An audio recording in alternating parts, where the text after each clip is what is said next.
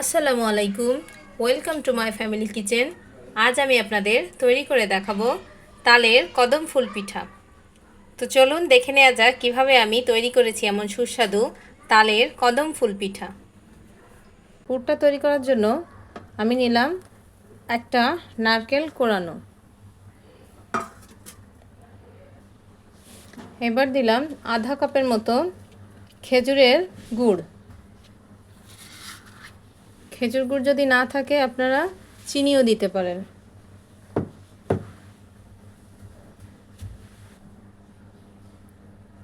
এবার এতে দেবো সামান্য পরিমাণ 2 টেবিল চামচের মতো দুধ।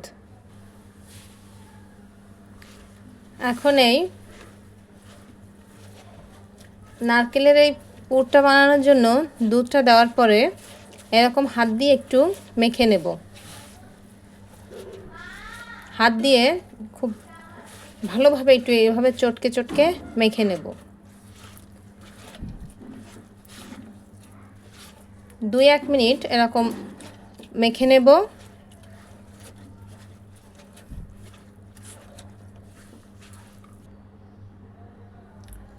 এটা হাত দিয়ে মেখে নেওয়ার পরে এখন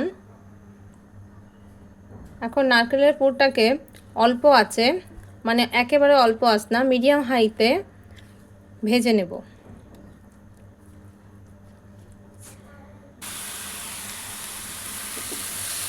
পুরটা কিন্তু সবসময় নাড়তে হবে, একটু রেখে দিলেই কিন্তু পুরটা পুড়ে যাবে, তাই এটা বারবার নাড়তে হবে, খেয়াল রাখতে হবে যেন পুড়ে না যায়।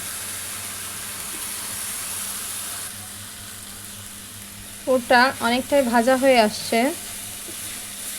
দেখেন একটা ব্রাউন কালার হয়ে গেছে। যখন এর কালারটা একেবারে গাঢ় হবে তখন দেখতে হবে যে এটা হয়ে গেছে।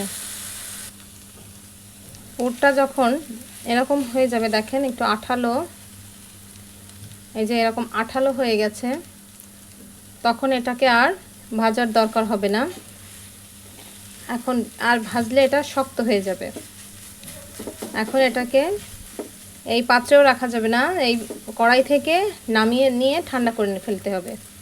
যদি এখন আমি এই পাত্রেও রেখে দিই তবুও ওই পুরটা শক্ত হয়ে যাবে। 1 কাপ পরিমাণ চালের গুঁড়া নিলাম।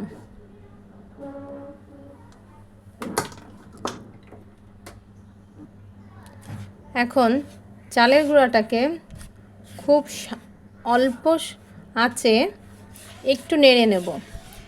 নেড়ে বলতে ভাজবো না, সামান্য একটু গরম হলেই হবে, সামান্য একটু গরম করে নেব।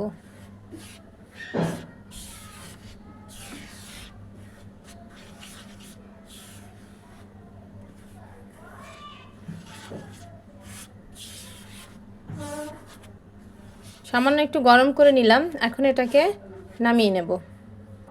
1 কাপ পরিমাণ তাল নিলাম।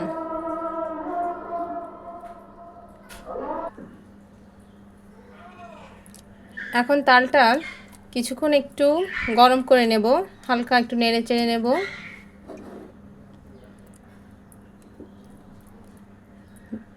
মনে রাখবেন জালটা কিন্তু মিডিয়াম লোতে থাকবে, একেবারে লো না আবার হাইও না।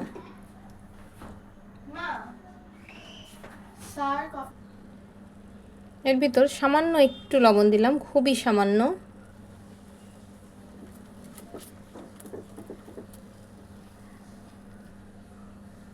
এখন এই যে তালটা দেখেন ঘন হয়ে আসছে। এখন আমি যে 1 কাপ চালের গুঁড়া ভেজে রেখেছি, চালের গুঁড়াটা এর ভিতর দিয়ে দিব।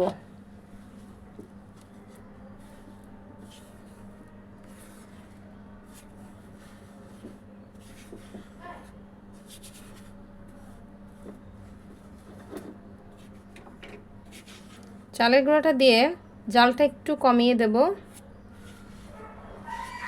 তখন জালটা লোতে দেব।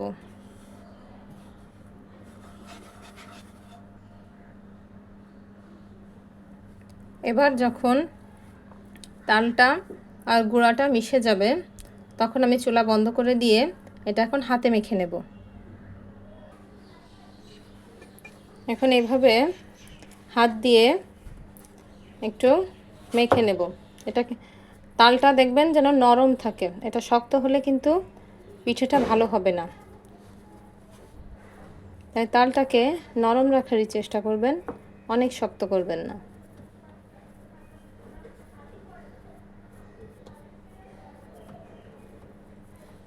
এভাবে হয়ে গেল।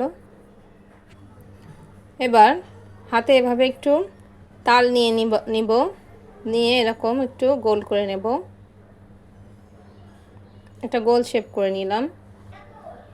তারপর নারকেলের যে পুরটা তৈরি করে রেখেছি এভাবে গোল করে দিয়ে তালের এই পুরের ভিতরে, তালের ভিতরে এটা এভাবে দিয়ে দিয়েছি।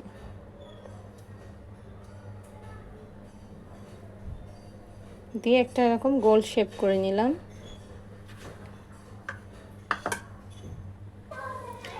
আধা ঘন্টা আগে ভিজিয়ে রেখেছিলাম বাসমতি চাল। এবার বাসমতি চালের ভিতর দিয়ে একটু এভাবে গড়িয়ে নেব, যেন এই পুরের চারপাশে ভালোভাবে বাসমতি চালগুলো লেগে যায়। চালগুলো এভাবে একটু লাগিয়ে দেব। একটু চেপে চেপে লাগিয়ে দিতে হবে, না হলে তো চালগুলো ঝরে যাবে, পিঠাটা সুন্দর আসবে না।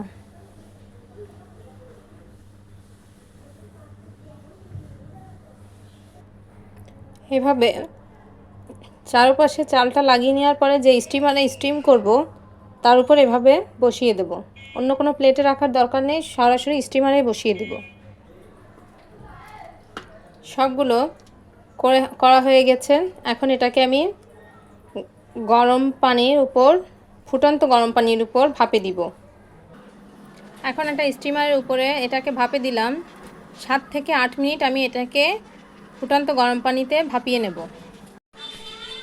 10 মিনিট পর দেখেন এটা পুরো চালটা সেদ্ধ হয়ে গেছে। এখন এটাকে আমি নামিয়ে পরিবেশন করব।